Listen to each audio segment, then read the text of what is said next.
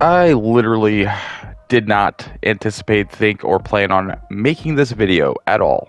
Didn't want to.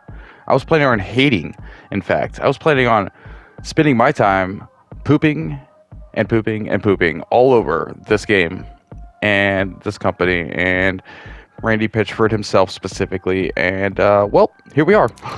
Borderlands 4. And guess what? The only reason I'm doing this is going to be something you're going to hear a lot. You probably heard it a lot already, and if you're even clicking on this, I don't even know. But my opinion, why does it matter? Well, because I've been playing Borderlands since freaking the day one of Borderlands. Before it was cool, I was hardcore into it, 500, multiple 100 hours into the first one, the second one, and then the third one happened. And like many of us, I was heartbroken because it just didn't feel right. So, like many of us, I didn't think this was going to be worth it. I figured it was just going to be Borderlands 3 Part 2. And the closer it got to launch, I decided to look into it more a little bit. And the more I saw, the more I heard from people I actually kind of respected their opinions, it looked like there might be some hope. So, here we are. Like I said, benefit of the doubt has been given. And I'm going to tell you this right now, like you'll hear by many other people, I'm sure, is that doubt, that benefit was paid back in full. So far, only mere hours into playing, I can tell you, more so than Borderlands 3, right off the bat, it just felt right. And that's what's most important, is does it feel like Borderlands? And the answer is yes. Right off the bat, it just felt right. 3 didn't feel like it. 4 does. Does it have performance issues for PC players? Does it have this or that? Or if you like SOB stuff and things like that? Sure. Are those all things that could be fixed at a patch? Absolutely.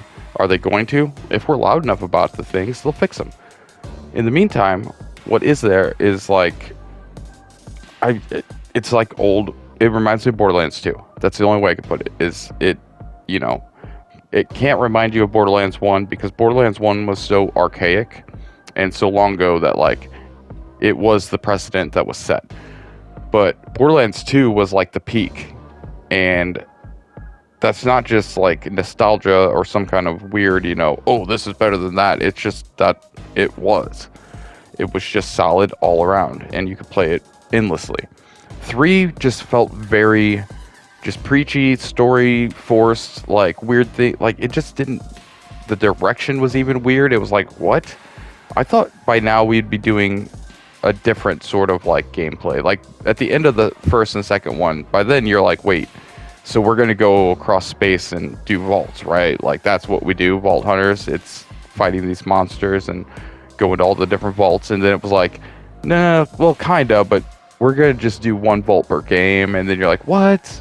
You're setting us up to be able to be so much more in the Borderlands universe. In fact, I always said it should be like Destiny. It should evolve into like a Destiny type living game where it's just like an MMO sort of co-op solo weaved in and out. And so far, I would say that I compare this one to that. It has all the great movement and gameplay that you'd expect from like one thing Borderlands 3 did right was they enhanced the combat. They changed the way, the flow, the combat, the guns, the just, things you could move and do that should have been in games in current games. And so they did that, and it was good. But the rest of the game sucked. This game, so far, has kept all the good. It even had, like, I hate the pre-sequel. I don't know if I'm among many others, but like I didn't like the pre-sequel for the same reason I didn't like 3. It didn't feel right.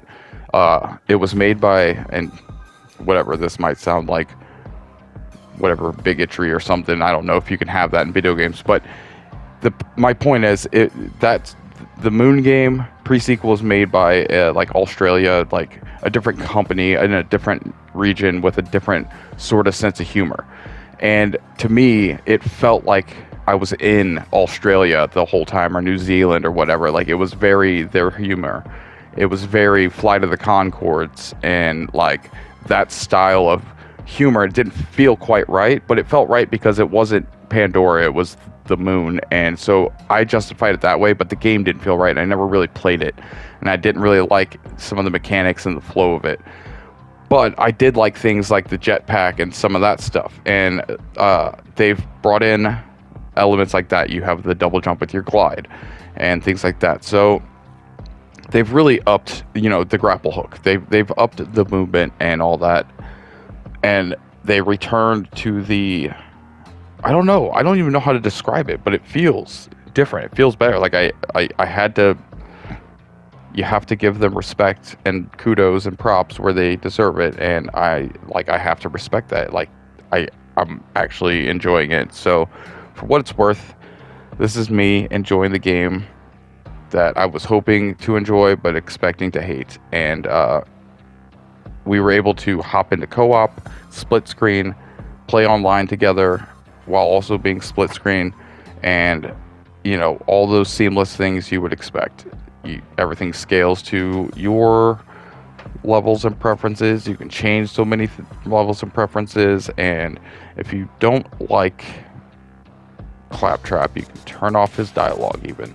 So other than that, it's freaking Borderlands, and all I can really say is, like, from my opinion, I was not going to buy this game, and I'm not a fan anymore, and so to speak, because I don't like their leader. Randy Pitchford is weird, and I will die on that hill. He is a creepy weirdo. He's done some sus things. He looks sus. He's gotten more sus with time, and I don't know, man. Something inside me goes, ugh, ick. I think that's what they call it. So,